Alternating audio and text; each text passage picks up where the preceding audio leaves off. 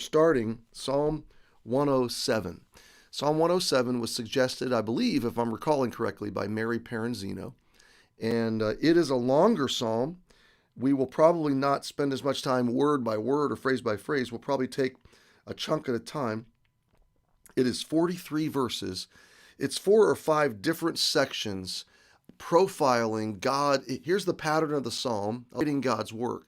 But it starts with suffering and calamity, which leads to our cry for help, which leads to God's rescue or salvation, which leads to then celebration and thanksgiving. And the psalm rehearses that pattern over and over in multiple ways.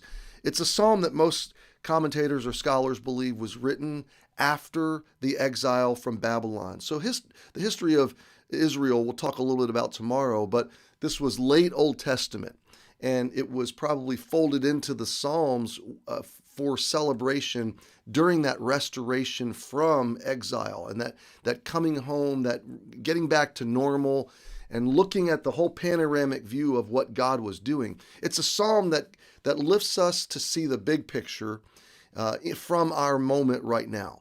That there's a process we're in. It ties into the seasonality, into the rhythmic patterns of God's work that we're studying on Sunday mornings.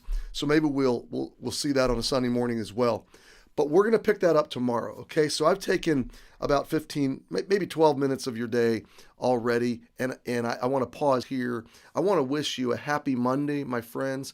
I want to encourage you to worship the Lord throughout your day. You're probably working throughout the day. Maybe you're catching this on a lunch break or at the end of the day or beginning of the day tomorrow. Whatever the case, keep your eyes on Him. Welcome to February 2021. Today is February the 1st, and we have a new opportunity before us, a new month in the middle of winter to listen to God, to follow Him, to honor Him, and to bless others in His name.